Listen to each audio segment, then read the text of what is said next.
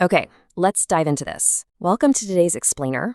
Usually I bring a lot of bright, upbeat energy to these deep dives, but today's source material requires something a little different.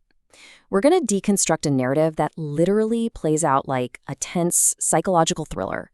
It's a sequence of events that begins with the most innocent milestone imaginable, and then it just spirals into a waking nightmare. So pay really close attention to the timeline we're about to build. Let's unravel this mystery together. Just let this sink in for a second. What if your child's first word was a stranger's name? We're stepping into the life of a man named Ben.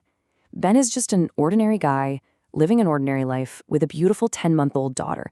And at 10 months old, babies are like sponges, right? They're absorbing the world, and parents are practically on the edge of their seats, waiting for that magical first word. Ben is right there, waiting for that moment. But the reality he's about to face is something no parent could ever prepare for. Part 1, an unsettling first word. Picture an incredibly normal, safe, domestic setting. It's the kind of environment where you expect nothing but warmth. A father listening to his baby girl, watching her lips move as she tries to form her very first sounds. Every parent on earth expects to hear those two universal words, right? Mom or dad, or maybe mama or dada. It's this foundational moment of family bonding. But as Ben leans in, listening closely to his little girl, the word that actually comes out of her mouth completely shatters the warmth of the room. Mike. Just a single syllable. Not mom, not dad, Mike. At first, Ben thinks it's a trick of the ear. I mean, a 10-month-old babbling can sound like a lot of things. He assumes he absolutely must have misheard her. But the sound was clear enough to prompt an immediate question to his wife.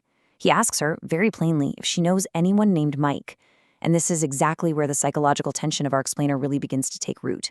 And this brilliantly illustrates the immediate divide in this household. His wife just casually shakes her head. She brushes it off completely, telling Ben not to overthink it, saying, kids say weird things. And honestly, it's a completely plausible, totally innocent explanation.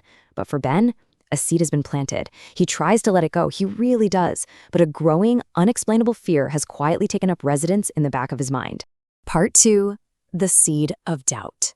So 2 days have passed. 2 days where Ben has tried so hard to push this bizarre occurrence out of his head. 2 days of telling himself his wife is right, that babies just make strange noises. But the silence in the house over those 48 hours has a heavy weight to it. The tension is just quietly humming in the background of their daily routine, waiting for a trigger. And here is that trigger. Ben is standing in the kitchen. He's making food for his daughter. It's an incredibly mundane, totally normal moment. And then, from right behind him, he hears it again. The exact same word, Mike. The shock is so sudden, so intensely physical, that the spoon literally slips from his fingers and clatters to the kitchen floor. This isn't misheard babble anymore. An undeniable dread just settles deep in his stomach. Where on earth is this little girl learning this name? His wife keeps telling him to relax, that everything is fine, but Ben's suspicion is now completely impossible to ignore. So let's look at the timeline of his actions, because this happens fast. At 10 months, the first word happens. 2 days later, the kitchen incident forces his hand.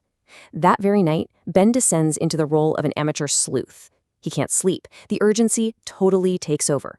He quietly opens his laptop and starts obsessively scrolling through his wife's social media profiles. He's going through her friends lists, her tagged photos, looking for anyone named Mike. He mentally combs through her entire extended family tree. Nothing. Not a single Mike anywhere. He tries, just one last time, to convince himself that he's just overthinking everything. But the narrative relentlessly escalates, because his daughter doesn't just stop at saying the name once in a while. It gets worse. She starts saying Mike everywhere. During bath time, while playing, over breakfast. And the most terrifying detail of all, she hasn't learned a single other word, and every single time she says Mike, she is pointing her little finger directly at Ben. The psychological toll of this repeating action is just breaking him down piece by piece. Part 3, the accounting department. Ben is broken. The relentless pointing, the singular name echoing in his own home, it's pushed him way past the point of rationality. He decides he has to cross a boundary. So one day, without telling his wife, he secretly drives to her office building.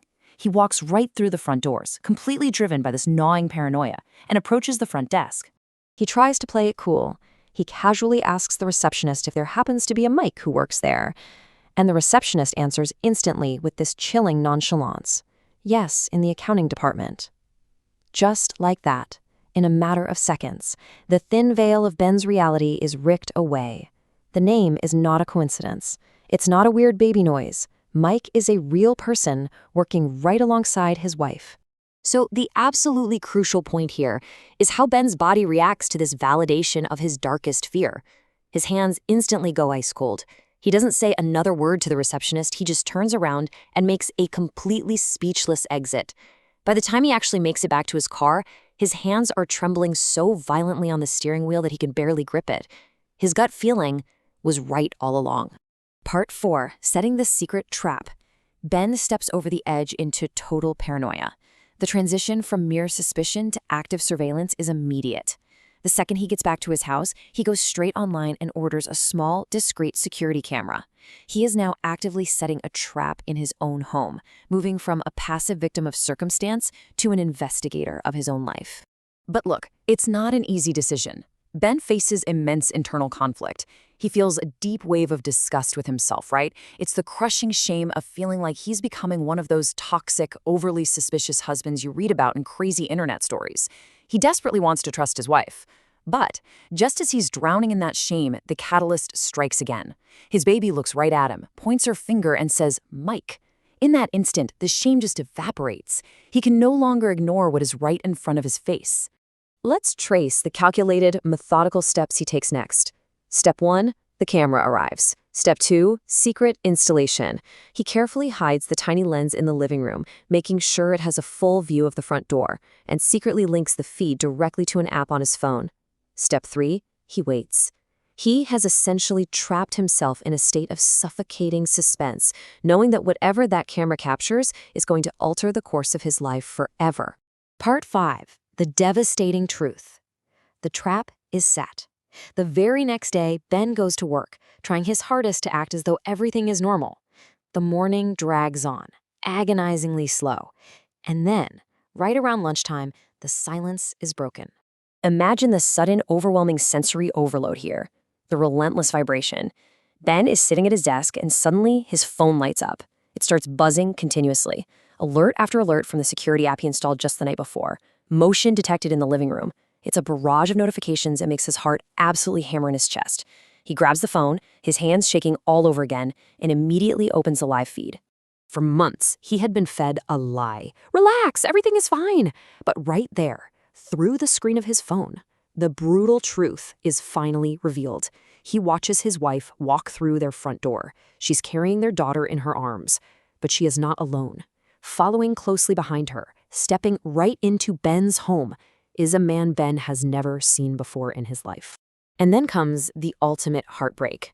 As Ben watches the grainy footage, completely paralyzed by what he's seeing, the baby reacts. She looks at the strange man standing in their living room. She points her little finger directly at him. And clear as day, she says, "Mike, Mike."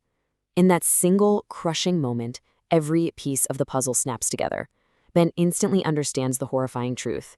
His wife has been carrying on an affair with her coworker Mike inside their own home, so frequently that it became their daughter's very first word. So, a question lingers long after the story ends. How well do you truly know the people living in your own home? It's a remarkably dark narrative we've deconstructed today, showing how the smallest, most innocent detail can completely unravel an entire reality. Think about the clues in your own environment. I hope this explainer gave you a deep, structured look into how a psychological thriller can actually play out in real life. Keep analyzing the world around you, and I'll see you in the next one.